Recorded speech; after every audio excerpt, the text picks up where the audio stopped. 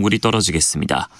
충청 내륙과 전북, 그 밖의 남부지방의 내륙에는 짙은 안개가 끼는 곳이 많겠습니다. 내일 아침 기온은 서울이 7도 등 전국이 1도에서 11도로 오늘과 비슷하거나 조금 높겠습니다. 낮부터는 북서쪽에서 찬 공기가 밀려와 서울이 12도 등 전국이 12도에서 22도로 오늘보다 3도에서 5도 정도 낮겠습니다. KBS 1라디오 저녁종합뉴스 아나운서 홍소연, 남현종이었습니다.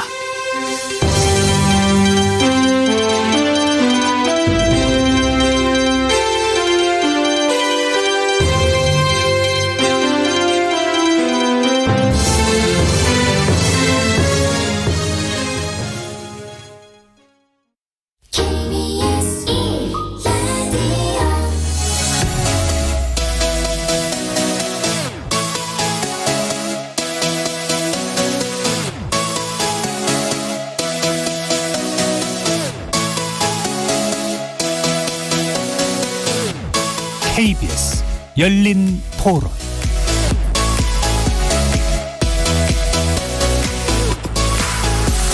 안녕하십니까. KBS 열린 토론 정준희입니다.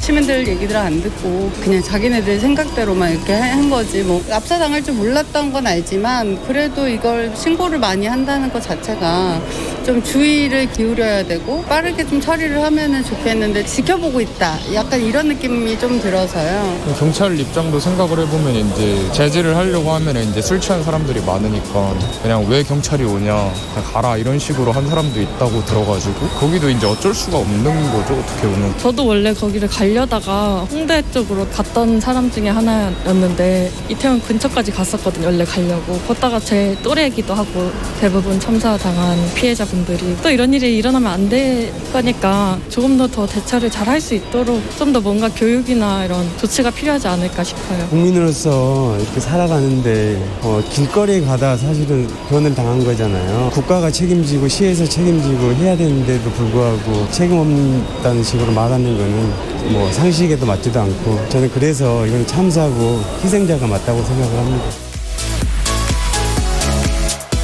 거리에서 만나본 시민들의 목소리 들어보셨는데요. 큰일 날 것 같다, 사고가 날 것 같다. 이태원 참사 발생 전 접수된 112 신고 녹취록에는 당시에 급박했던 상황이 고스란히 담겨 있었습니다. 심지어 압사라는 표현과 신고자의 비명까지 들을 수 있었는데요.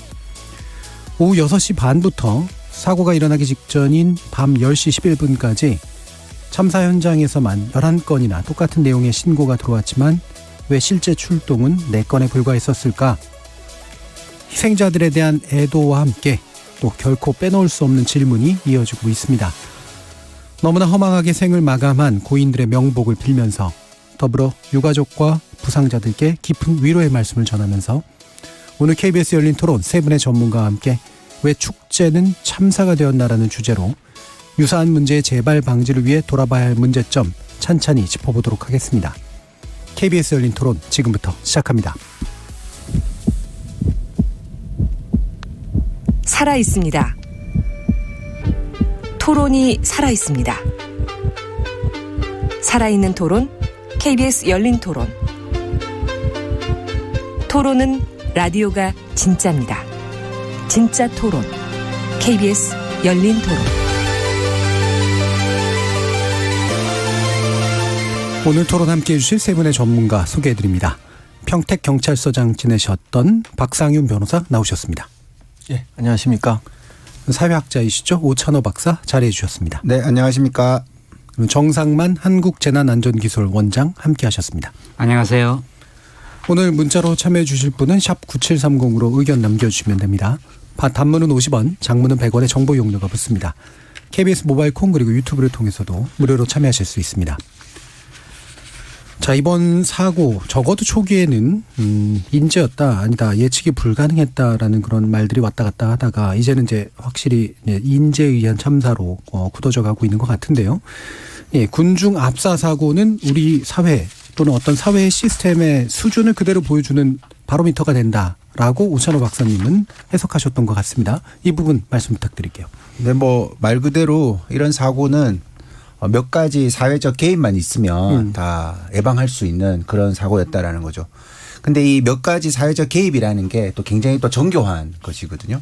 그래서 이런 안전사고는 사실상 고의적으로 나쁜 상상력을 해서 계속 시뮬레이션을 해가지고 가장 최적의 어떤 통제를 해야지만 이런 사고가 줄어들 수 있는데 그것이 가능하려면 그런 통제를 또 시민들이 아주 당연하게 이해를 하고 받아들여야지만 이런 사고가 나지 않겠죠. 근데 대한민국은 이런 두 가지 조건이 제대로 되지 않는 최적의 조건을 가지고 있다라는 거죠. 고의적으로 나쁜 상상력을 가지고 계속 시뮬레이션을 하다 보면 그 비용에 문제가 든다. 그 시간 낭비 아니냐. 이런 식으로 이해를 하게 되고 또 시민들도 어느 순간에 이런 거를 어떤 내 삶에 대한 간섭, 개입, 통제라고 여기는 속도가 굉장히 빠르다라는 거죠. 네. 사실상 우리가 일상에서의 안전교육 같은 게 굉장히 느슨할 수밖에 없죠. 그렇기 때문에 한국 사회에서 살다 보면 이런 어떤 뭐 시민 정신을 가지고 내가 어떤 안전에 관한 매뉴얼을 알아야 되는 걸 습득을 해야 되겠지만 실제로는 굉장히 쉽지 않은 그런 어떤 사회적인 상황이 존재하고 있기 때문에 결국은 이런 사고가 예방되기 어렵지는 않았을까 이렇게 생각해 볼 수 있을 것 같아요. 예. 그러니까 이게 뭐 고의적으로라는 표현을 쓰셨지만 이제 이 가장 안 좋은 상황을 전제하고 나서야 이제 예방이라는 게 가능한데 그렇게 되면 비용이 증가해 버리기 때문에 그걸 안 받아들이려고 하는 사회 분위기와 함께 동시에 또 그런 것들을 통제하게 됐을 때 개인들이 지나치게 자유의 억압이라고 또 바라보는 그런 분위기가 확산되고 있다라는 것이죠. 최근 들어서. 그러니까 그런 눈치가 있었겠죠. 예. 괜히 이렇게 해봤자 우리만 욕먹는 거 아니야? 이런 어떤 분위기도 사회적으로 존재를 하니까 이런 어떤 느슨한 원칙이 느슨해질 수밖에 없지 않았을까 이런 생각을 또 가져봅니다. 예. 그리고 정상만 원장님은 재난안전기술원 원장이시고 하시고 이번 참사를 바라보는 또 특별한 시각이 있으실 텐데요. 후진국형 참사였다. 전형적이었다라고 평가하신 것 같습니다. 이유를 좀 들어볼까요? 일반적으로 이제 후진국 부분이다 이런 것은 우리가 이제 그 재난관리 단계가 4단계가 있습니다. 예. 예방, 대비, 대응, 수습 또는 복구 이렇게 말을 하죠. 그런데 대응 수습은 후진국도 어느 정도는 할 수 있는데요. 예방 대비는 약간 이제 선진국 쪽으로 가는 네. 부분이라고 할 수 있습니다. 아까 말씀하신 대로 이제 예방 대비 쪽이 우리가 굉장히 많이 약했기 때문에 어처구니 없는 참사가 발생한다. 이 두 가지로 이제 논해서 생각할 수 있겠습니다. 그래서 이제 군중이 많이 모인다 이러면 일단은 예측을 해야 되고 감시를 해야 되고 그다음에 방지 대책을 세워서 실행을 해야 되는 이 네 부분이 예측 정도는 했는지는 뭐 정확하지 않겠습니다만은 예. 모니터링이라든지 그다음에 감시 방지 대책 이건 아마 없었던 거로 이렇게 보이고요. 그렇기 때문에 후진국적이라 볼 수 있고요. 그런 거 후진국은 그걸 하지 못하죠. 예. 뭐 인프라가 잘 안 돼 있으니까. 그다음에 이제 우리가 일반적으로 후진국을 보는 게 어처구니 없는 참사가 벌어졌을 때 그렇게 얘기하죠. 그래서 선진국이면 이런 게 안 벌어지는데 이렇게 벌어졌다 했을 때 왜 어처구니 없냐 하면은 실질적으로 지금 사망자가 이제 150명 이렇게 넘지 않습니까? 이런 사람들이 이 실외에서 이렇게 발생한다 이거죠. 사실 예. 이런 거는 실내에서 발생할 수 있는 보통. 이것도 실내에서 발생해도 큰데 실외에서는 어디든지 이 피할 수 있는 부분이 엄청 부분이 많은데도 이 부분이 발생한 것이 이제 어처구니 없기 때문에 거의 누가 봐도 뭐 후진국형 참사라고 볼 수 있죠. 예. 그러니까 보통 예방과 대비라는 관점이 이제 후진국이 보통 하기 어려운 것들인데 이게 우리나라에서 지금 발생한 거고 그러니까 실외라면은 사실 이 정도까지 됐을 리가 없는데 원래. 근데 이게 이제 이 정도까지 참사로 이어진 건 상당히 어처구니 없는 일이기 때문에 지금 후진국형이다라고 규정을 해 주셨습니다. 자, 그러면 사실 우리가 얼마 전까지만 해도 이른바 이제 선진국 꿈에 좀 젖어 있었었는데 뭐 그리고 사실 우리 시스템이 많이 또 나아지기도 해서 이른바 치안 쪽이라든가 또는 뭐 시위 관리라든가 이런 인파 관리 측에서는 뭐 우리 공권력이나 행정력이 또 상당히 또 누적해온 노하우들이 좀 있었잖아요. 근데 이 부분은 왜 여기선 작동하지 못했을까라고 궁금해하시는 분들도 있을 것 같습니다. 네. 박상민 변호사님.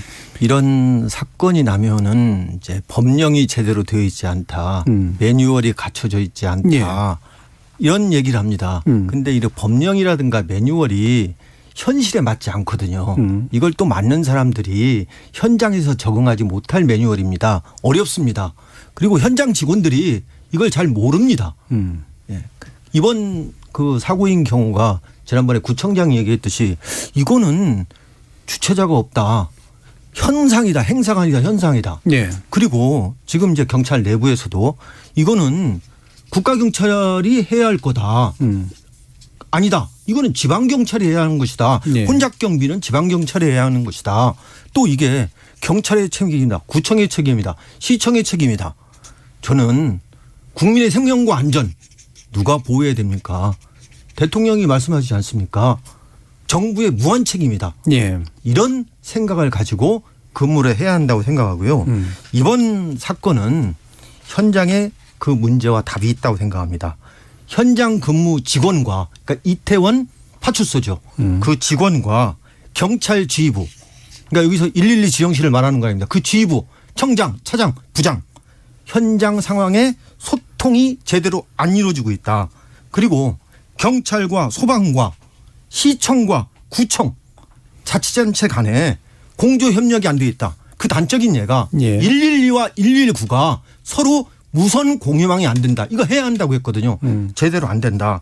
또 문제는 뭐냐면은 관련 업소 있지 않습니까? 질서 유지. 지금 이 사건이 발생하지 않으려면은 그 좁은 골목에 바리케이트를 설치해 가지고 인원 통제를 했어야 한다는 거거든요. 지금 112 신고 사건의 내용을 보면은 인원 통제해달라, 출입 통제해달라는 겁니다.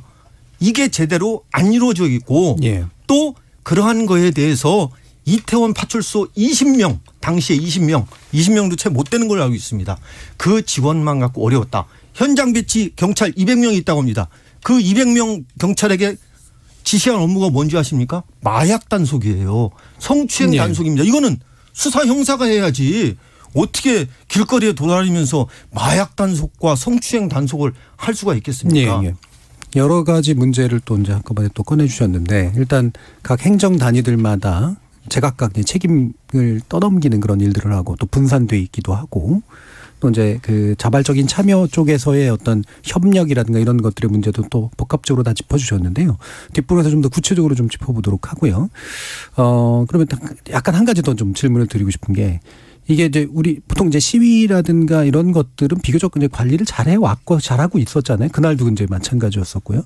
근데 예전에 할로윈이라든가 또 예전에 이렇게 주최자가 없더라도 이렇게 사람들이 많이 몰리는 곳에서 비교적 이런 사고가 이렇게 나지도 않았었는데 이게 이제 시점의 문제인가 아니면은 이게 이 사건이 워낙 특이한 건가 이런 생각도 좀 들어요. 그날 공교롭게도 광화문에 대규모 집회가 예. 있었습니다. 거기에 많은 경력이 동원이 됐습니다. 그게 아마 끝나는 시간이 한 저녁 9시였다고 얘기를 합니다. 예. 그런데 그 시간에 6시부터 저녁 6시부터 이태원에서는 지금 많은 사람들이 빨리 경찰을 동원해 가지고 질서 유지 통제를 해달라라는 112 신고가 있었습니다. 예. 그러면은 그 112 신고를 처리하는 서울지방경찰청 112 지정실에서 어떻게 해야 됩니까? 경력을 빼내 가지고 배치를 하고 또 배치만 하면 어떻게 배치한다고 되는 게 아니라 그 좁은 골목에 사람들이 올라오지 못하도록 특히 지하철 입구에서 그쪽으로 올라오지 못하도록 통제를 해야 됩니다. 예. 그리고 바리케이트를 설치해야 됩니다. 자, 이러한 지시를 누가 해야 됩니까? 112 지정실 직원 혼자 할 수 있나요? 그리고 저는 그 무선 112 신고 무선 과연 지방청장과 부장들은 그거 못 들었습니까? 다 들어야 됩니다. 예. 그리고 지하철 공사와 지하철 역에 통과해라 이런 협조 조치는 누가 해야 됩니까? 지방청에서 해야 됩니다. 그리고 정보용사들도 이런 거를 좀 조치를 이런 동향을 보고를 해야 됩니다. 근데 이러한 게 안 됐다는 게 가장 큰 문제라고 저는 예. 생각합니다. 예, 결국은 컨트롤 타워라고 부르는 것과 함께 또 각 어떤 기능을 맡고 있는 데들이 또 뭔가 이렇게 그 역동적으로 또 적극적으로 대응하지 않음으로써 생긴 문제들까지도 짚어주셨고요. 아까 이제 매뉴얼 얘기도 해주셨어요. 우리 사건 초기에 매뉴얼이 없다라는 말이 이제 많이 나왔습니다. 실제로 매뉴얼이 없는 건가, 없어서 문제였던 건가, 또 아까는 또 매뉴얼이 있다 해도 이제 제대로 작동하는 매뉴얼이 아니다라는 얘기도 해주셔서요. 이 부분 어떤 점 말씀 주시겠어요? 그 우리나라에서 이런 부분에 대해서 매뉴얼은 작은 축에 속하지 않습니다. 예. 이 매뉴얼의 이제 하이어르키를 보면은 이제 표준 매뉴얼이 있고요. 그다음에 이제 실무 매뉴얼이 있고 행동 매뉴얼이 있습니다. 예. 그거는 거의 다 관리적인 측면에서 보는 거거든요. 실제로 우리가 중요한 것은 행동 요령이죠. 이제 공무원들은 아까 말씀드린 이 세 가지 매뉴얼을 이렇게 해야 되겠지만 일반 주민 국민들은 위기 상황에서 내가 어떤 행동을 취해야 되고 어떻게 나를 보호해야 되는 쪽에 초점이 맞춰져야 되는 것이죠. 예. 그러면 이제 행동 요령이라는 것은 많으면 한 페이지 A4 용지 적으면 그냥 반 페이지 정도에서 일단 사람들이 보고 평소에 훈련을 하고 교육을 해서 상황이 발생하면 그냥 그것이 액션으로 취해져야 되는 부분에 중점이 지금 안 돼 있을 뿐만 아니라 우리가 아까 말씀하신 그 주체자가 불명확하다. 그러면 주체자가 있는 경우는 사실은 서로 책임과 권리를 공유할 수 있는 부분이거든요. 그렇죠. 주체자가 없으면 더 신경을 써야죠. 예. 이제 와서 주체자가 없어서 그러면 우리 주민과 국민은 어디에 기대해야 되겠습니까? 우리가 뭐 뻔히 아는 얘기지만은 우리 생명과 재산을 보호해 주는 게 헌법에도 공무원이 해야 된다는 걸로 돼 있는데 그런 말씀을 좀 하신 것은 좀 안 되고요. 단지 이제 한 부분은 저는 매뉴얼을 떠나서 이런 말씀을 드리고 싶어요. 이런 아까 이제 뭐 진보나 보수 이런 집회에서 이게 이제 그런 집회는 굉장히 민감하게 행정부서라든지 지자체가 반응을 한단 그렇죠. 말이죠. 예. 그러면 이제 늘 그런 쪽으로는 잘 계속해 왔으니까 이제 잘해 보이지만 사실 할로윈은 지금 이제 2010년, 2020년 이렇게 오면서 굉장히 젊은 층의 문화로 형성이 되고 있거든요. 예. 그것이 뭐 잘하는 거냐 못하는 거냐 그건 논외로 다른 데서 다루기도 하고요. 그러면 상당히 뭐 아까 12만 13만이 들어오고 있고 가장 위험한 지금 환경 속에서 이렇게 하는데도 뭐 젊은 청년 문화에 대해서 굉장히 둔감하기 때문에 이런 데서 적응이 안 된 거죠. 그러다 보니까 더 큰 사고로 이루어지는 거죠. 이런 데 대해서 너무 어른 중심으로만 지금 시위나 집회 이런 것들에 대응을 하고 젊은이들은 엄청 변하고 있는데 여기에 대한 변화에 민감한 반응이 없다 네. 이런 말씀을 드리고 싶어요. 예. 그러니까 어떤 식으로 이제 이런 이제 밀집 상황을 관리해야 되는가라는 걸 볼 때도 이제 기성세대의 시각이 좀 투영돼 있어서 어떤 건 비교적 잘 관리하지만 어떤 것도 아예 대비가 안 돼 있는 이런 부분도 있다고 말씀을 주셔서요. 마침 또 이제 아마 오 박사님께 또 여쭤야 될 것 같은데 이게 할로윈이라는 게 비교적 뭐 새로운 문화적 현상인 건 맞고 최근에 확 확산되고 있는 것도 맞지만 여기에 대한 게 기존의 정책 집행자들의 인식이 부족한 면이 있었다라고 판단하시는지 이걸 일단 먼저 좀 여쭙겠습니다.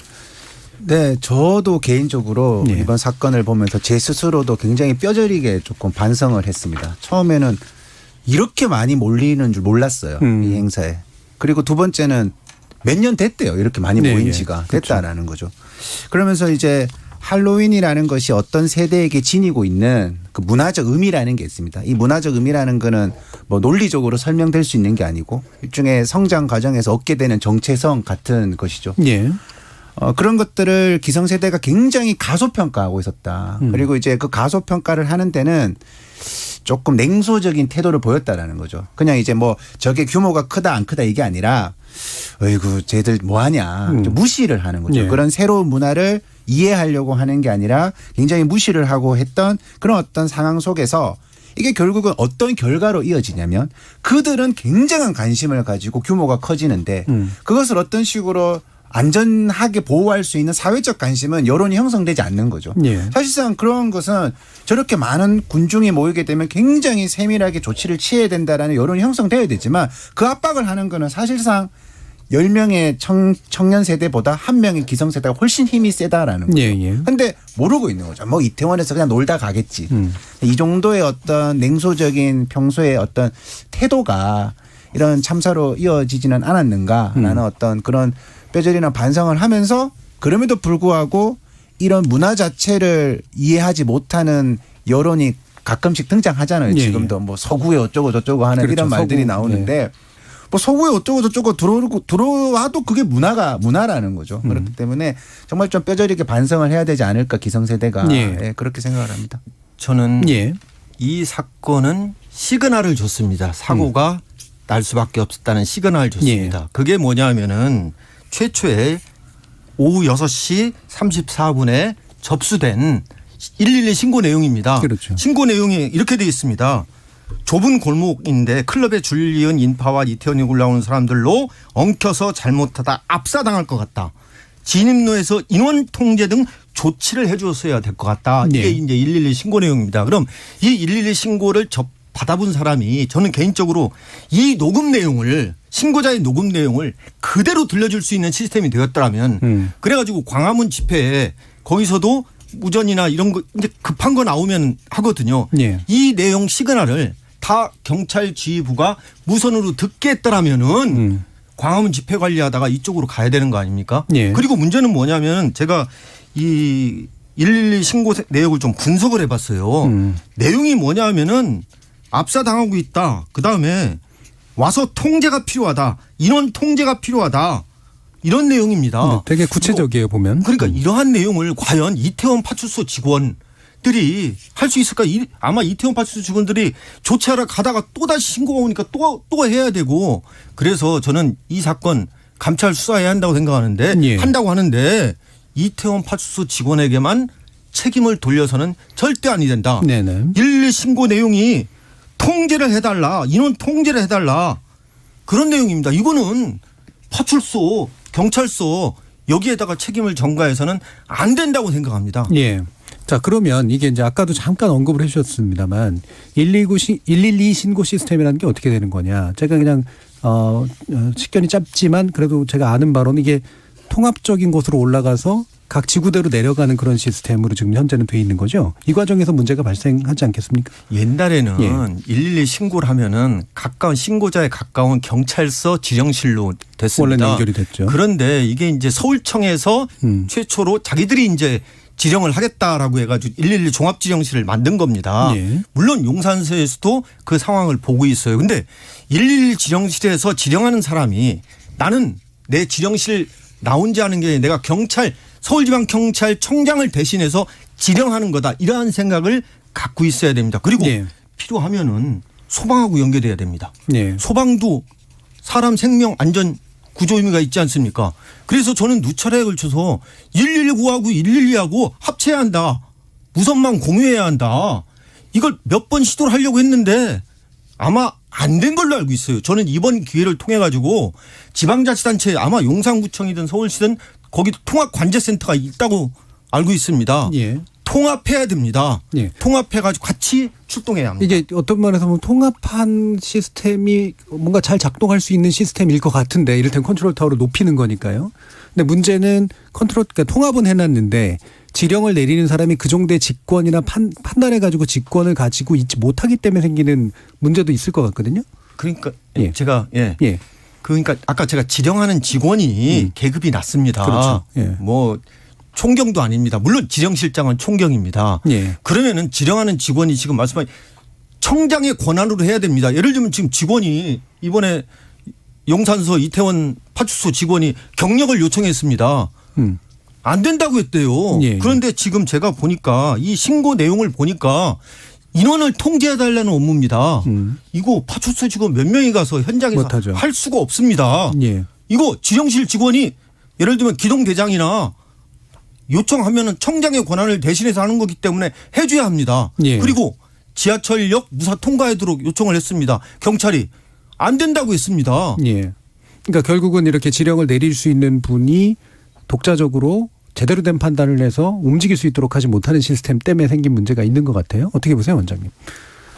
이제 이런 것들이 전에도 이제 그 대구 지하철 사고가 나고 상당히 인원이 이제 많이 사망이 됐을 때 마찬가지였습니다. 이게 소방하고 연결이 안 돼 가지고 그걸 개선하는데 세월호 사고가 나고 나서 개선이 됐습니다. 네. 아까 지금 말씀하시는 이런 부분도 이런 문제가 있으면 거기에 대해서 심도 있게 논의 또는 토론 이런 그걸 해서 이게 시간이라는 게 굉장히 중요한 부분이거든요. 그렇죠. 이런 부분에 적절하게 대응이 안 된다는 거죠. 그건 다시 말해서 재난 관리에 대해서 우리가 뭐 지금 정부가 반응하는 것도 그렇지만 얼마나 좀 얕게 이렇게 보고 있는가를 알 수가 있습니다. 이게 우리가 이제 이런 사건이 나면은 항상 조사를 하죠. 그다음에 원인 분석하죠. 그다음에 대책을 마련합니다. 여기까지 굉장히 잘합니다. 원인 분석 뭐 언론에서 더 잘하죠. 어떤 면에서. 그런데 이제 이것을 실행을 하기 위해서는 이제 대책에 따른 실행을 하기 위해서는 관심과 투자거든요. 네. 관심과 투자인데 그 관심과 투자에 대해서는 굉장히 인색한 거죠. 그러다 보니까 결국은 똑같은 일이 반복해서 발생을 하는 것이죠. 우리나라처럼 선진국 치고 똑같은 걸 이렇게 되풀이되는 나라는 많지 않습니다. 후진국에서는 뭐 그렇게 되는 경우가 많죠. 자기들이 할 수가 없으니까. 우리는 많은 인프라 또는 세계를 리딩하는 국가입니다.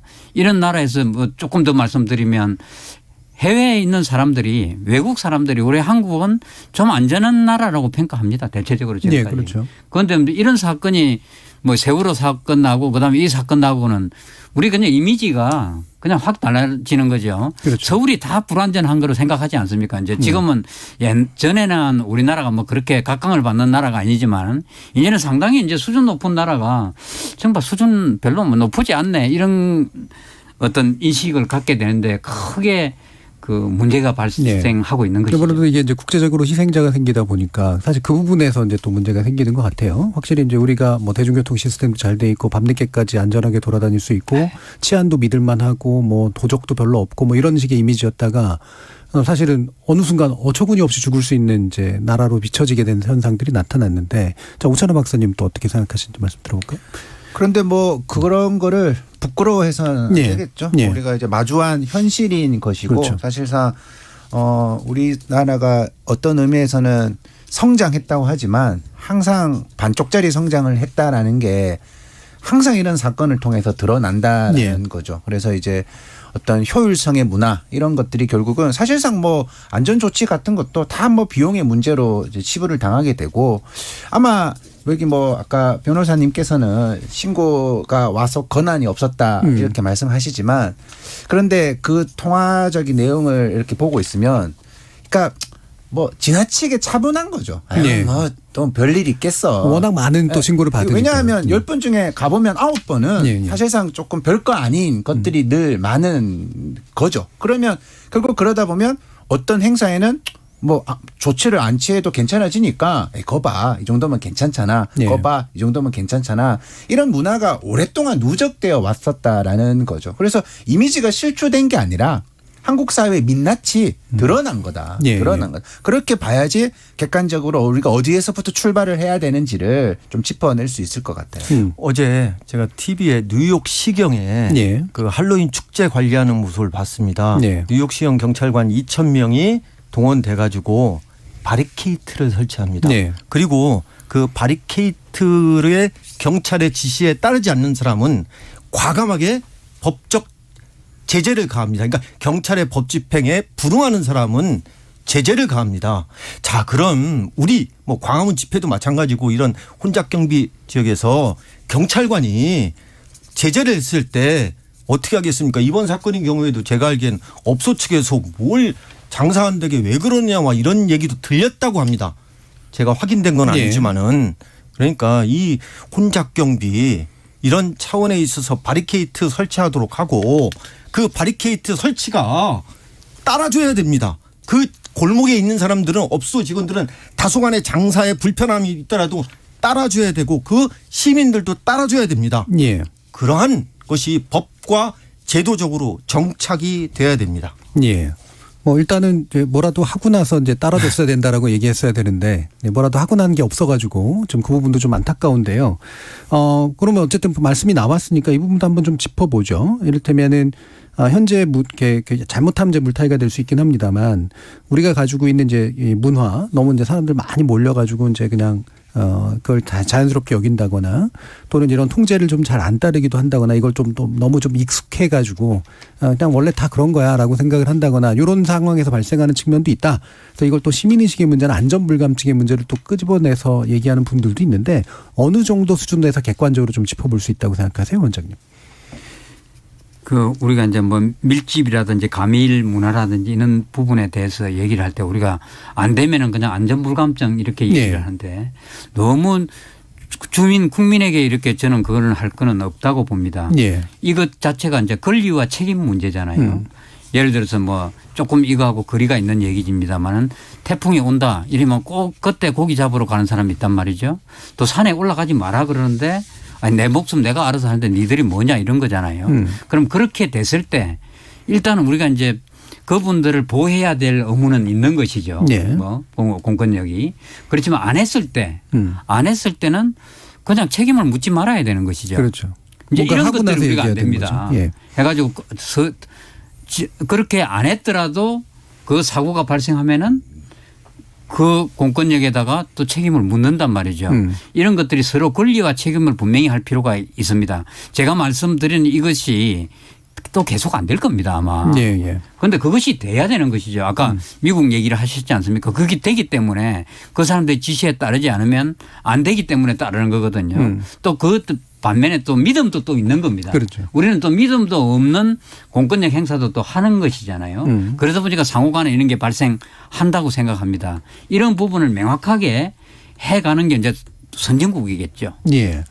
또 한 가지 또 이 부분에서 짚어보고 싶은 게 제가 어 박사님께 여쭤볼 텐데요. 지금 요번에 그 20대들이 이제 많이 피해가 있었습니다. 10대들 일부 있었고 30대들 일부 있었습니다만 이게 이제 자신들이 이제 누리는 문화에서 사실 축제가 참사로 바뀐 오늘 주제도 이제 그런 거긴 합니다만 이 세대들이 이제 세월호도 겪었던 세대이기도 해서 이 세대적인 어떤 트라우마가 혹시라도 생기는가라고 하는 우려도 좀 있고요. 동시에 또 보면 참여하지 않은 20대들은 또 되게 다른 그 입장을 또 보이기도 해서 이게 도대체 세대성이 있나 이런 생각도 좀 들기도 하고 그래요. 어떻게 보세요? 먼저 그런 트라우마 같은 것을 감히 뭐 상상도 할 수 없죠. 그런 그 간통하는 제가 그 세대가 아니기 때문에 도대체 이것이 어떤 것으로 흘러갈 수 있을까라는 고민이 있지만 이제 저는 첫 번째는 이제 이 트라우마에 대해서는 그래도 과거에 비해서는 사회적으로 뭔가 얘기를 좀 하고 있는 것 같아요. 뭐 이런 이야기들을 하면 그래도 좋은 방향으로 해소될 수 있는 그런 기회는 조금 있는 것 같은데 이게 아까 말씀드린 것처럼 어떤 트라우마를 가진 세대가 있을 수가 있고 또 전혀 신경 쓰지 않는. 근데 저는 같은 배경이라고 본다라는 거죠. 그러니까 이게 이 트라우마라는 게 문제점이 뭐냐면 누구는 그 트라우마를 가지고 사회적인 분노를 표출할 수가 있습니다. 네. 사회적인 문제 제기를 하게 되고 근데 또 사실상 이 부분이 더 많습니다. 사회를 냉소하게 되는 거죠. 사회는 나한테 아무런 도움을 주지 않는 것이고 결국 이 사회에서는 내가 그냥 가장 잘 먹고 잘 사는 게 가장 중요해지는 사회 자체를 완전히 인정해버리지 않는. 그러면 결국 이런 사건의 재발 방지는 사회적인 관심을 통해 가지고 만들어져야 되는데 아주 악순환이 시작되기 시작을 하는 거죠. 우리는 이런 큰 피해를 겪었고 국가가 도와주지 않았다는 것을 연이어 경험을 하고 있기 때문에 국가 자체에 대한 신뢰를 포기해버리면서 결국 사회 공동체에 대한 어떤 의미가 사라져버리는 결국은 같은 배경에서 안타까운 이게 그 결들이 나오는 거라고 저는 생각합니다. 예. 그럼 그거하고 연결해서 그러니까 지금 뭐 뒤에서도 얘기를 하겠습니다만 그러니까 사실 세월호 부분을 적시에 제대로 해결하지 못했던 어떤 것이 또 현재의 문제하고 또 연결되는 그런 문제가 좀 있어서요. 그러니까 이게 이제 결국은 집권자 내지 이제 정부 또는 책임을 가지고 있는 분들이 이제 어떻게 다루느냐의 문제가 굉장히 클 거 아닙니까? 어떤 좀 조언을 드리고 싶으신가요? 저는 사실상 뭐 냉정하게 바라보면 뭐 어떤 사람은 이게 뭐 육지의 세월호 사건이다 이런 식으로도 이야기를 하지만 조금은 이제 결은 동일하다라고는 이제 볼 수 없는 좀 다를 수 있는 없다고 본다고 생각을 합니다. 그러니까 그런데 어떤 지금 정치 지도자들이 반응을 하고 있는 걸 보고 있으면 굉장한 뭔가 이 근심이 너무 가득하다는 거죠. 이 근심이라는 게 어떻게 보면 맞아 세월호 때처럼 우리 사회가 이렇게 됐는데 정말 부끄럽다 이런 근심이 아니라 이것 때문에 어떤 정치적인 큰 상처를 받는 거 아니야? 이것 때문에 또 큰일 나는 거 아니야? 그렇기 때문에 세월호처럼 논의가 확산되어 가는 거를 어떻게든 막으려고 하는 그게 너무 눈에 보이는 거죠. 너무 눈에 보여버리니까 저 사람들이 저렇게 세월호조차 반성하고 있지 않구나. 세월호를 제대로 반성을 한다면 정말 제대로 사과를 하고 진정성 있는 모습을 보여줘야 되는데 정말 눈치만 보고 있는 그런 모습을 보고 있으면 세월호가 저 정치 지도자들에게 어떤 교훈을 주었는가 이런 질문을 하지 않을 수가 없죠. 그러니까 이 사건의 동일성을 너무 과일하게 강조할 필요는 없지만 대응이 동일해서 생기는 문제. 사실 이 부분은 확실히 좀 짚어봐야 될 것 같은데요. 이어지는 2부에서 이제 바로 그 부분을 집중적으로 좀 짚어보면서 현재 우리가 극복해야 될 어떤 요인들이 무엇인지를 한번 이야기를 나눠보겠습니다. 일단 지금까지 들어온 청취자 문자 들어보고요. 이어지는 2부에서 좀 더 논의해보도록 하죠. 정의진 문자 캐스터. 네, 지금까지 여러분이 보내주신 문자들 소개합니다. 김정임님, 코로나로 인해 3년 동안 많은 인파가 안 모이다가 한꺼번에 모이면서 당국이 안일하게 대처한 게 가장 큰 문제였다고 봅니다. 김진희님, 우리나라는 재난 예방 대비가 미비한 것 같습니다. 무엇보다도 국민의 생명을 위협하는 안전 문제는 가장 최우선으로 살폈었어야 되는데 그 중요한 대책을 간과했다니 믿기지 않습니다. 매뉴얼이 없었더라도 안전 조치는 기본 아닙니까? 한병표님, 용산구청장 포함 관련 기관장들의 직무유기입니다. 충분히 막을 수 있었던 인재였다는 게 분명합니다. 김귀환님, 희생자나 참석자에 대한 비난 댓글 함부로 올리지 마십시오. 내 가족, 내 지인이 이런 참사를 당했어도 그런 말을 할 수 있을까요? 함부로 말하면 천벌받습니다. 7606님, 저도 하소연하겠습니다. 단속사항은 갈수록 많아지고 정치적 집회도 너무 늘어나고 경찰은 철인이 아닙니다. 일이 많아지면 당연히 인력 중원이 돼야죠. 경찰이 아니더라도 전문적인 보조 인력 중원 필요합니다. 이정우님, 청년들은 2022년을 살고 있는데 중요한 자리를 차지한 분들은 아직 1970년대에 사시는 듯합니다.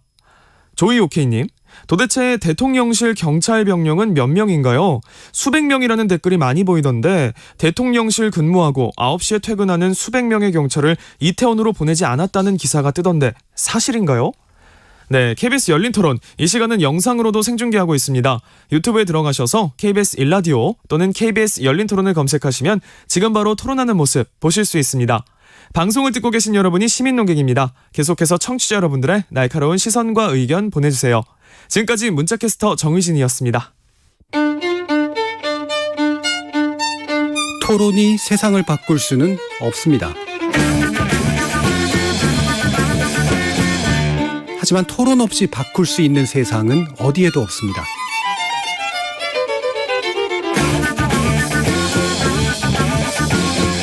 세상의 선한 변화를 갈망하는 당신.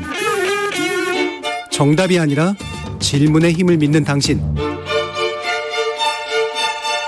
우리 KBS 열린 토론에서 만납시다.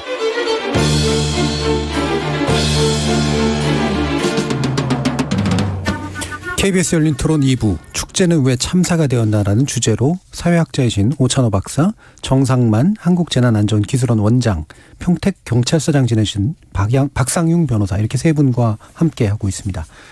자, 마침 이제 질문도 좀 있고 그래서요. 용산 경찰에 관련된 문제, 그리고 경찰청장 관련된 문제를 먼저 한번 좀 논의해 볼까 싶은데요. 일단 좀 궁금증을 좀 풀어주시면 어떨까 싶은데, 실제로 용산 경찰서가 대통령의 이제 관저 문제하고, 그러니까 대통령실 문제나 이런 것 때문에 확실히 경호 부담이 늘었던 건 맞는 것 같거든요. 또 당일 또 시위 문제도 좀 있었고요. 이게 이제 용산 경찰서에서 풀기가 좀 어려웠을 테고 지구대는 더더욱이나 어려웠을 것 같은데, 이 부분 좀 어떻게 좀 짚어주실 수 있을까요? 그 112 신고 문제. 예. 112 신고하면은 지령을 서울지방경찰청에서 합니다. 서울지방경찰청 지령실 직원이 바로 그 관할 이태원 파출소에 합니다. 옛날에 지구대였는데 한남 지구대가 나가는 바람에 또 인원도 줄었대요. 예, 예. 근데 이 직원들은 제일 근무하기 싫어합니다.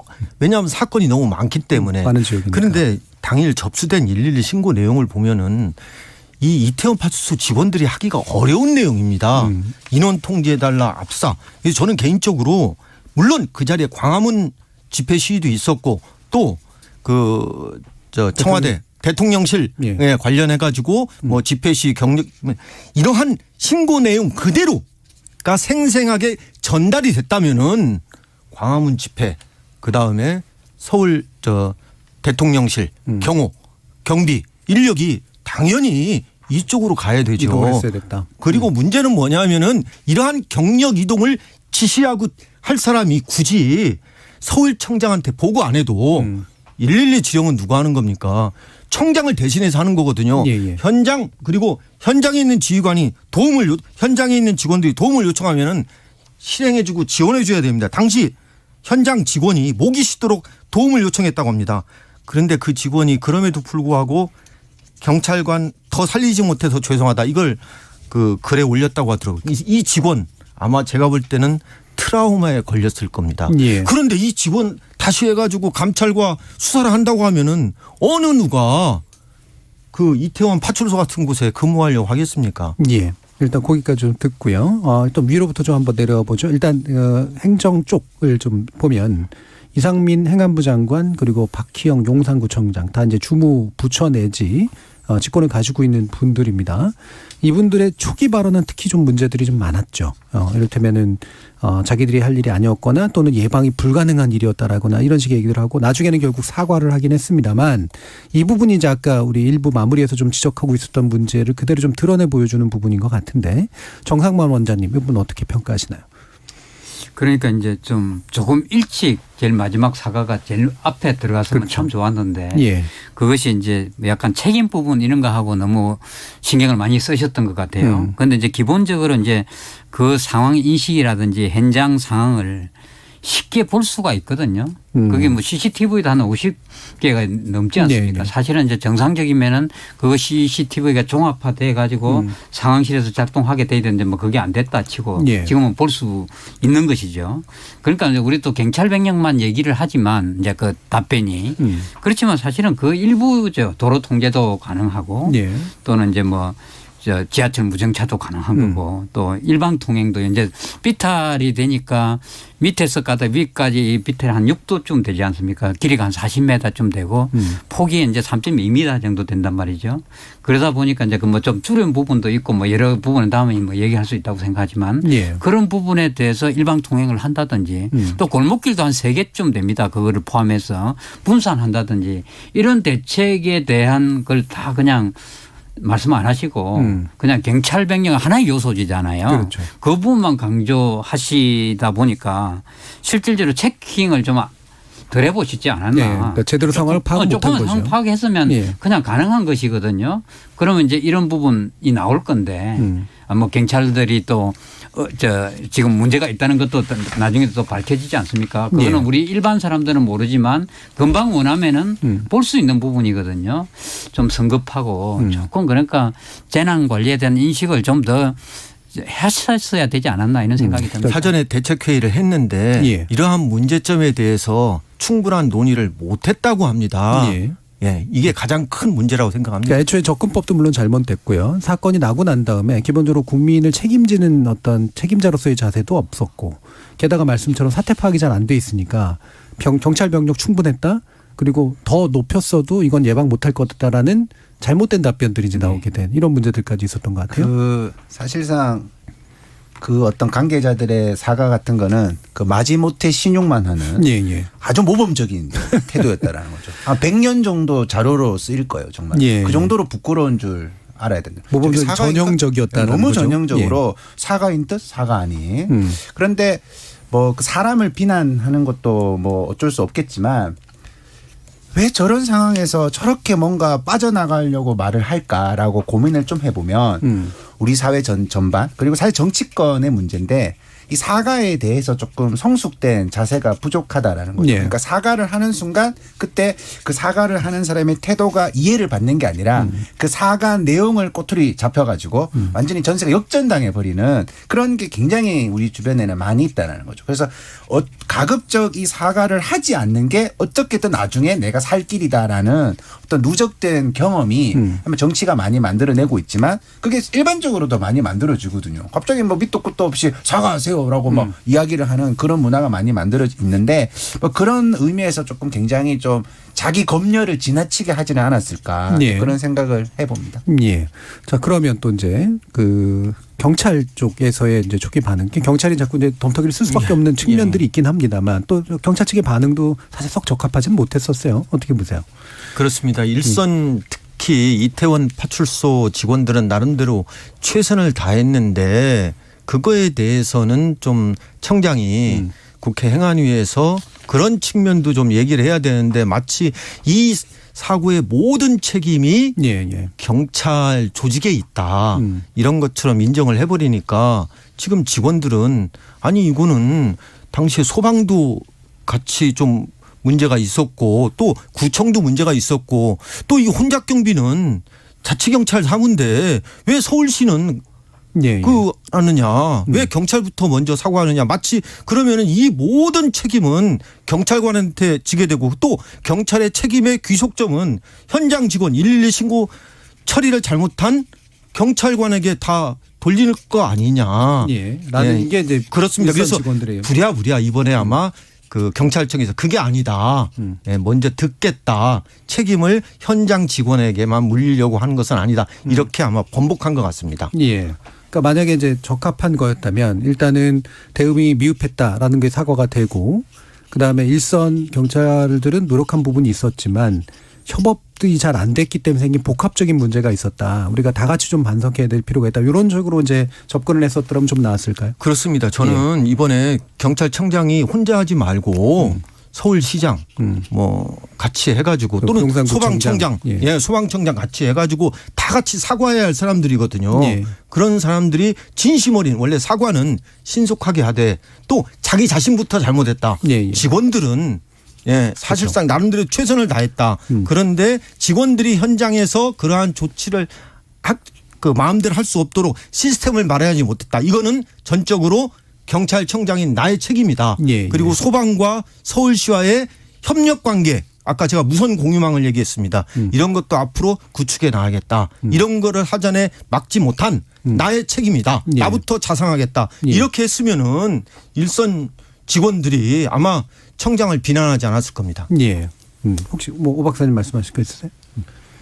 아니 없습니다. 예, 알겠습니다. 네. 자, 그럼 여기까지 지금 사실 여러 군데의 주체들이 있습니다. 그러니까 행정안전부, 그다음에 용산구청장, 그다음에 서울시장, 그리고 또 경찰청장, 또 소방청 이런 데들까지 다 이제 있고요.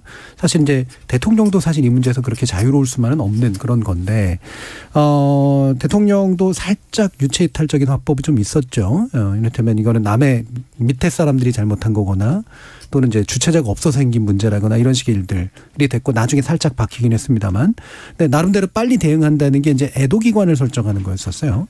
근데 이 애도기관을 설정하는 거, 애도를 해야 될 필요는 있는데 애도기관을 설정하는 것이 가장 처음에 나왔던 것은 맞는 것이었을까? 뭐 이런 이제 약간 애매모호한 생각이 좀 드는데 오철호 박사님은 이 부분 어떻게 생각하세요? 국가애도 기관이라는 것이 저 개인적으로도 굉장히 처음 듣는 낯선 용어라는 거죠. 그러니까 마음은 알겠는데 예전에 이명박 정부에서 한 번 있었죠. 네, 그럼 있었다 하더라도 그게 이제 이렇게 강력하게 어떤 신호가 되어가지고 그 밑에 어떤 것들이 막 이루어지는 이제 그런 단계로서는 제가 볼 때는 거의 처음으로 겪게 되는 이제 그런 모습인데 이게 어떻게 보면 국가가 어떤 선택을 할 수가 있죠. 근데 국가는 항상 이렇게 신호를 주는 거잖아. 이런 걸 통해 가지고 뭔가 지금은 우리가 추모의 마음을 가져야 된다. 뭐 여기까지는 좋아요. 근데 그게 좀 진정성하고 겹쳐지면 우리가 이제 이런 상태에서 어떻게 애도를 해야 되는가에 대한 나름대로 고민을 할 수가 있는데 이 이야기가 뭐 원인을 추궁하는 것은 좀 말아달라. 이런 식의 어떤 이야기라든가 저도 이제 굉장히 재밌는 게 이런 강연을 뭐 공무원 강연인 거 많이 하는데 이 사건이 터진 다음에 이제 저한테 이 사건을 사회 구조적으로 분석하는 거는 지금은 좀 하지 말아달라. 이런 유의사항을 전달을 받는 거예요. 그래서 무슨 그런 유의사항이 어딨냐라는 건데 그 이유가 이제 결국은 어떤 디테일한 지시라는 게 아니라 이 국가애도 기간이라는 어떤 굵직한 신호가 그 밑으로는 야 지금은 뭐 누구 정치적인 잘못 따지는 게 아니라 슬퍼해야 되는 거다라면서 많은 사람들이 이거 국가애도 기간 이것도 사실상 물타기 하는 거 아니냐 이렇게 오해할 수밖에 없도록 어떤 신호들을 계속 보여주고 있는 거죠. 이거를 선포를 했으면 정말 진정성 있게 어떤 접근을 해야 되는데 지금 과연 그러한가. 아까 사과 얘기도 했지만 위에서부터 사과를 하면 밑에서는 자동적으로 사과를 하게 되는 거죠. 저 위에서 사과를 하는데 어떻게 사과를 하지 않겠어요. 그런데 위에서부터 사과를 하지 않으니까 누구도 책임을 지지 않는 이제 그런 일이 이제 벌어질 수밖에 없었던 거죠. 예. 결국 이제 뭐 애도가 필요했던 건 맞는데 그 마치 이제 이런 느낌, 그러니까 우리가 오해할 수도 있는 거긴 합니다만 애도 외에 다른 것들은 아무것도 하지 마라고 하는 것처럼 되고 이게 이제 실제로 또 연결이 된 게 이른바 이제 정쟁화를 하지 말라라는 얘기. 사실 뭐 눈꼴 사나운 싸움 같은 거 안 했는 게 맞지만 기본적으로 어떤 문제들이 있었는가를 특히나 행정의 문제를 정치가 좀 따져보는 거 이런 것들은 굉장히 필요한 일이었는데 이를테면은 행정안전위원회에서 업무 보고로만 청취해라. 질문은 하지 마라. 이제 이렇게 되면서 용해인 의원 같은 경우에는 반발하고 이제 나가버렸단 말이에요. 자, 이런 문제들은 또 어떻게 생각해야 될지 원장님 어떠세요? 그러니까 이제 지금 말씀하신 이런 부분이 이제 절차가 있는 것이지 않습니까? 그러니까 그럼 언제 애도 기간을 설정해야 되나 이런 데는 이제 다 또 뭐 사람에 따라서 얘기가 다를 수 있지만 실제로 이제 애도는 필요하죠. 뭐 필요하지 않다는 건 아닌데 일단 대체적으로는 이제 이런 일들이 있으면 조사가 있고 원인 분석이 있고 그다음에 대책이 있고 이제 뭐 그 대책에 대한 실행 이렇게 4단계로 나누면 대충 조사는 있어야 되는 거죠. 그잖아요. 뭐 이게 뭐 꼭 조사를 끝나고 나서 애도 시간을 설정하라 이런 건 아니겠습니다. 예, 예. 누가 뭐 일찍 할 수도 있고 늦게 할 수도 있기는 하지만 대체적인 범위는 한 조사가 어느 정도 돼야 되잖아요. 조사가 지금 안 된 상태에서 이렇게 되니까 이제 다른 조사 결과가 나오니까 이제 그렇죠. 우리가 자꾸 또 그런 생각을 할 수밖에 없잖아요. 아무리 예. 의도가 좋았다 하더라도 그러니까 이런 절차가 어느 정도는 아니 그 정부를 운영하는 분들은 일반 국민보다 훨씬 많은 그 어떤 정보를 갖고 있고 이런 것들을 상태에서 이 정도 하면은 국민들이 뭐 우리한테 의심하지 않겠다는 생각이 거의 들지 않습니까? 선진국도 보면 대충 이렇게 며칠 후에 이렇게 잡잖아요. 그 사람이 왜 군인이 사망을 했고 그럼 이런 것들은 다 나온단 말이에요. 그러면 이제 국민들이 좀 안 됐구나.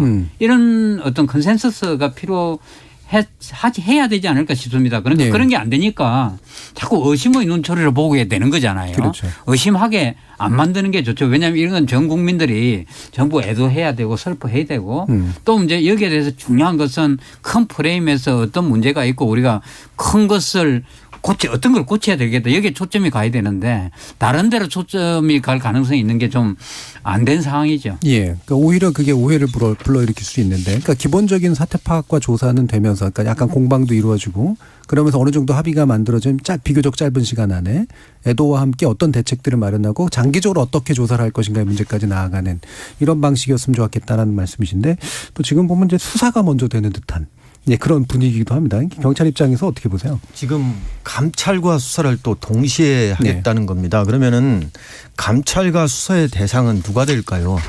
아마 현장 직원들을 먼저 조사를 할 겁니다. 제가 이태원 파출소 직원을 두둔하는 게 아니지만은 이태원 파출소 직원이 아마 그 현장 사건을 처리하면서 그 상당히 트라우마를 많이 겪었을 겁니다. 그렇죠. 트라우마 치료를 한 다음에 다음 근무를 해야 되는데 아마 그 직원들이 또다시 근무 현장에 또 갔을 겁니다. 지금 그런 사람들을 대상으로 해가지고 또 수사와 더군다나 경찰은 감찰이 수사보다 더 셉니다. 예. 하겠다고 하면은 직원들이 누가 용산경찰서를 근무하려고 하겠으며 누가 이태원 파출소를 근무하려고 하겠습니까? 수사와 감찰 물론 하긴 해야 되지만은 이것도 시기가 있다고 생각합니다.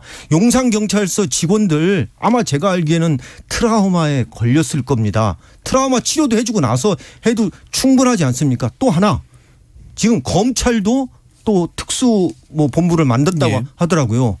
그러면은 경찰은 감찰도 하고 수사도 하고 나중에 그거 끝나면은 검찰에서 또 수사하고 압수수색하고 그러면은 직원들이 어디 버텨나겠습니까? 그래서 이것도 시기와 방법 저는 하더라도 검경 합동수사로 해가지고 하면 좋다고 생각합니다. 그래야 직원들이 2중 3중으로 조사를 안 받지 않습니까? 제가 이 부분 전문가는 아닙니다만 이를테면 대통령실이 책임을 지고 대통령 하에서 행안부 장관이랑 또는 소방청이나 이런 경찰청에서 기본적으로 이제 그 책임 있는 선에서 일단 먼저 우선 조사를 하고 그다음에 정치가 나서서 국정조사 일부를 좀 수행을 하고 그리고 나서 어느 정도 약간 이제 윤곽이 나오면 애도를 하면서 만약에 수사가 필요한 영역이 있다면 그때 가서 이제 수사를 좀 들어간다거나 이런 식의 단계들이 좀 더 낫지 않았을까 싶은데 이게 약간 앞뒤가 좀 안 맞는 듯한 그런 느낌들이 좀 들죠. 이 과정에서 또 한 가지 나오는 게 이제 적어도 초기에 좀 더 많이 그랬습니다만 마치 현장에서 누군가가 의도적으로 사람을 밀쳐서 쓰러져 가지고 이제 이런 형사적인 어떤 문제가 발생해서 현재 참사가 만난 것처럼 이런 식의 포커스를 맞추는 그런 상황도 있었는데요. 이 부분이 또한 제대로 된 부분이라고 보시는지 오창호 박사님 어떠세요?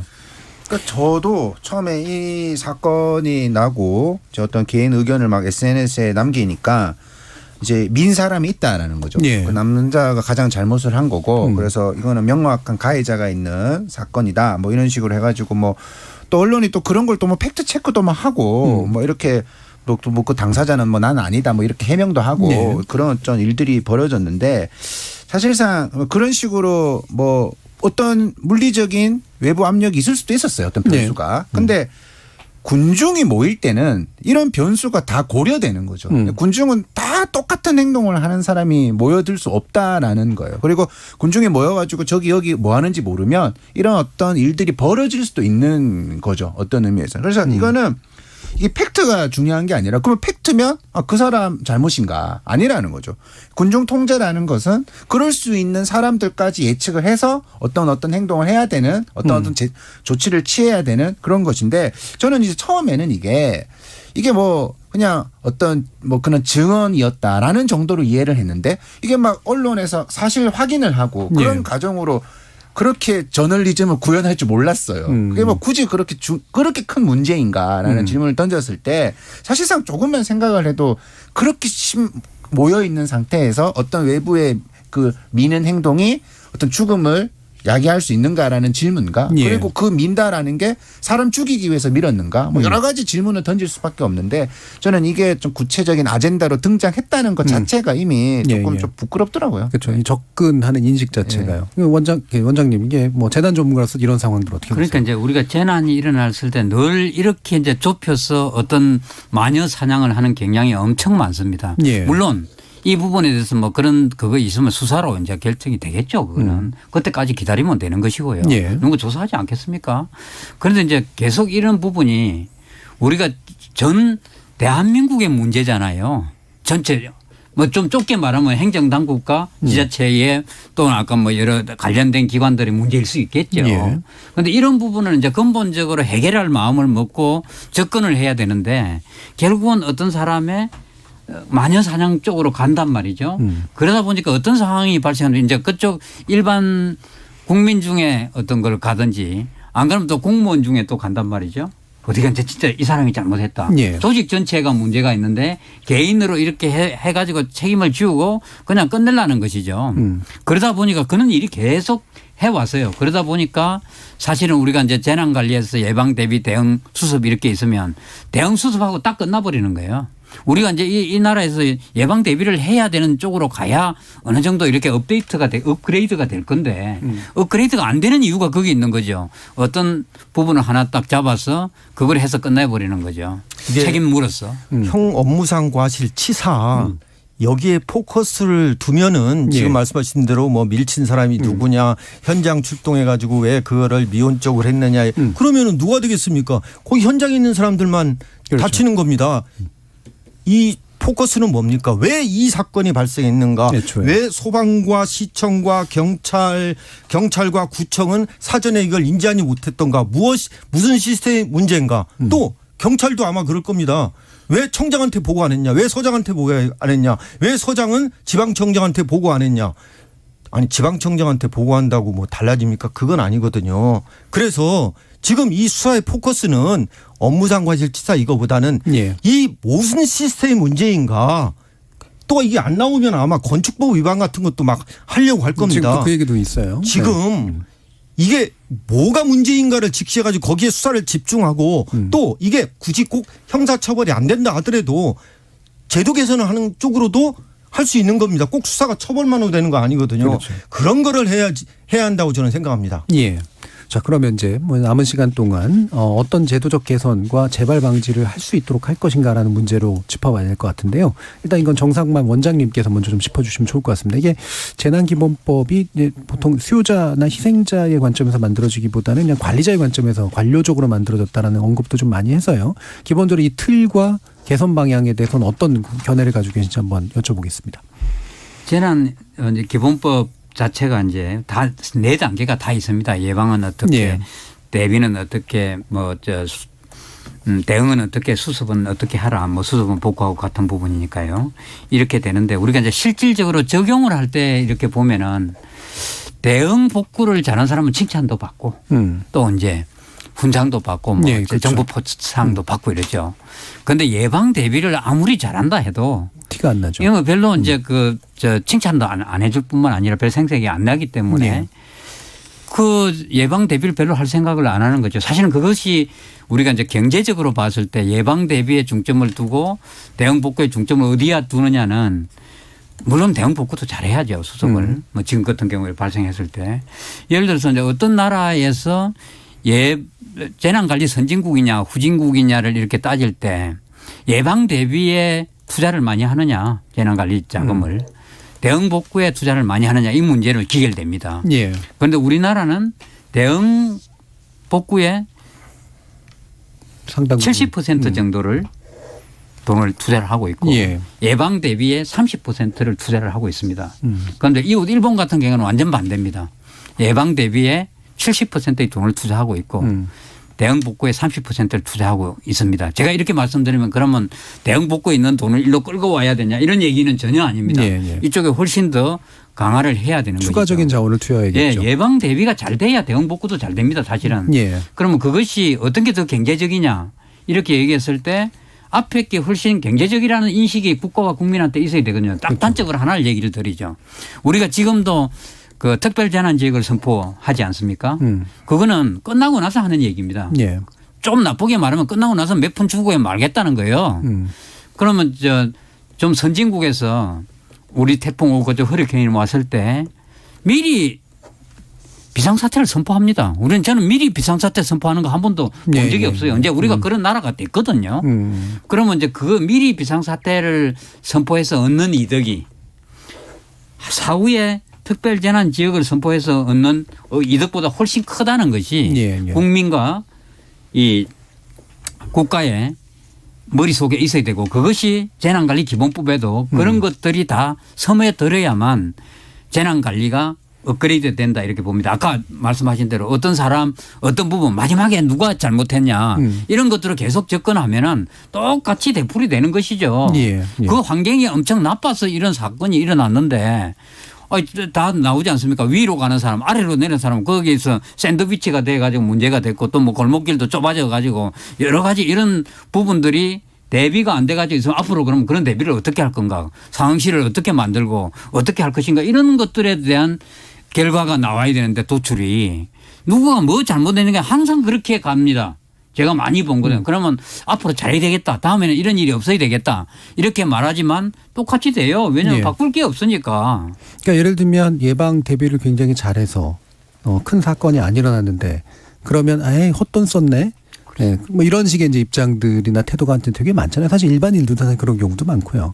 결국에는 예방 대비는 계산하기도 어렵고 평가하기도 어렵고 인센티브를 주기도 굉장히 어렵다는 점도 있을 것 같은데 이게 아까 우찬호 박사님 애초에 처음 얘기하신 거하고 연결되는 부분이긴 합니다. 말씀 부탁드릴게요. 그러니까 어떤 뭐 매뉴얼을 만드는 사람의 어떤 이제 뭐 나태한 태도 이런 거를 떠나서 그러니까 발생하지 않은 것에 대해서 지나치게 걱정하는 것은 필요 없는 행동이다. 예. 이런 정서가 사실상 굉장히 강하고 그게 그냥 뭐 인생을 살아보니까 내가 지나치게 걱정을 하고 살았어. 이런 어떤 얘기가 아니라 우리 한국 사회 전반적으로 흐르고 있는 일종의 이제 문화 자체가 효율성이라는 개념으로 비용을 절감시키면 이윤이 증가하는 그 기업적 논리가 굉장히 곳곳에 사실상 숨어 있다라는 거죠.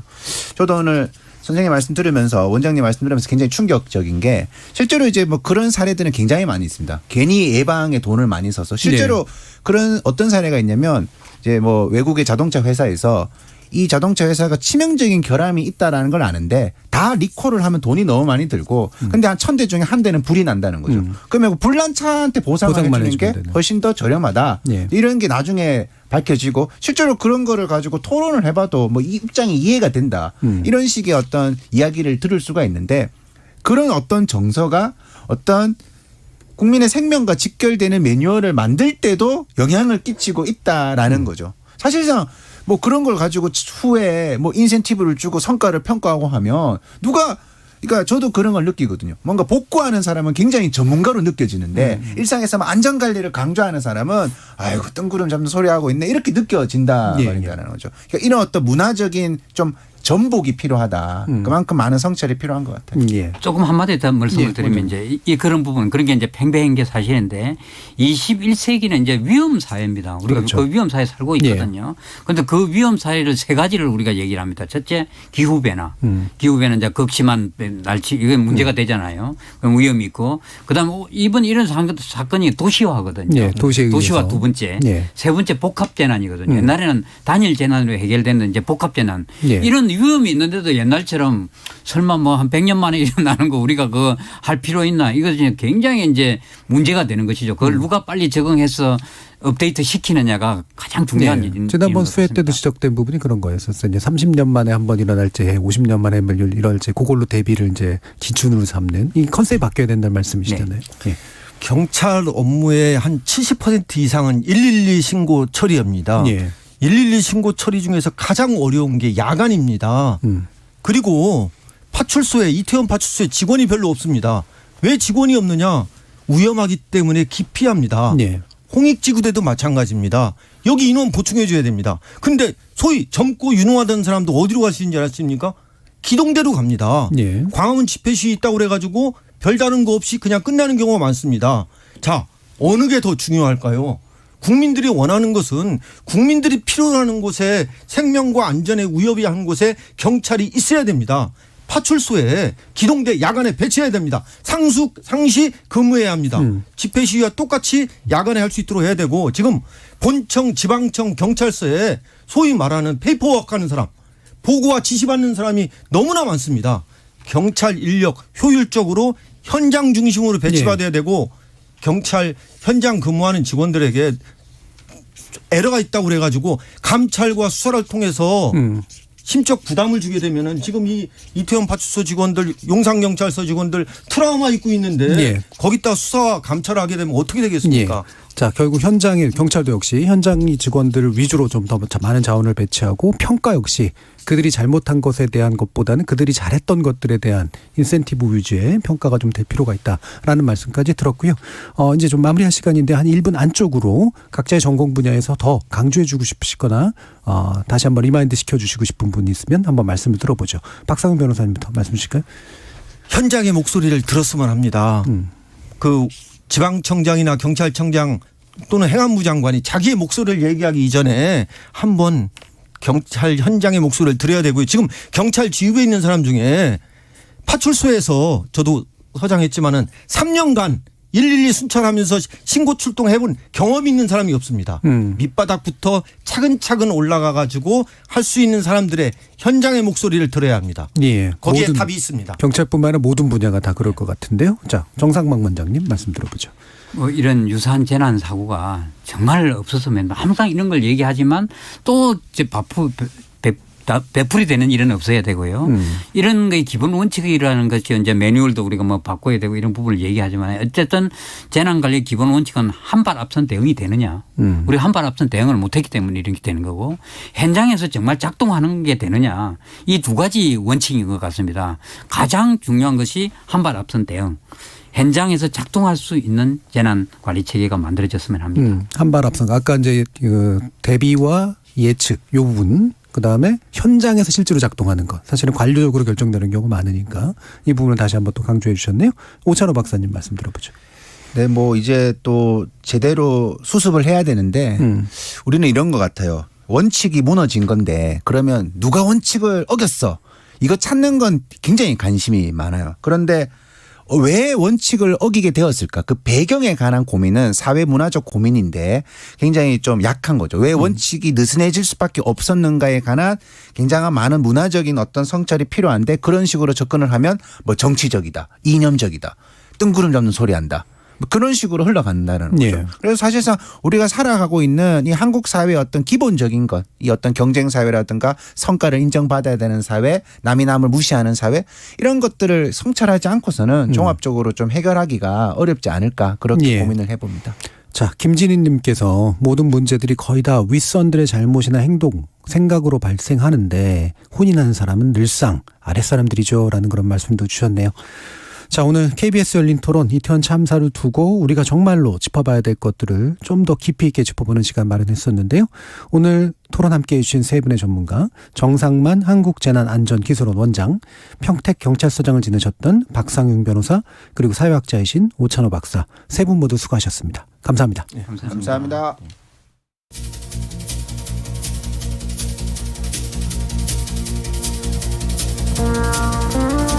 사실 이번 참사는 결코 우리나라만의 문제가 아닙니다. 할로윈 행사 그리고 이태원이라는 공간의 특성상 다수의 외국인들까지 포함된 국제적인 비극이 되고 있죠. 그러다 보니 외신의 관심도 상당히 뜨겁습니다. 목숨을 잃은 한 태국인을 다룬 태국 언론의 기사에 한국답지 않았던 사고지만 한국답게 해결하라는 댓글이 달렸다고 합니다. 자, 한국다움이란 뭘까요? 온전히 책임을 지고 끝까지 위로하고 지금보다 훨씬 더 안전해지는 길을 채택하는 것이 되기를 진심으로 염원합니다. 참여해주신 시민 논객 여러분 감사합니다. 지금까지 KBS 열린 토론 정준이었습니다.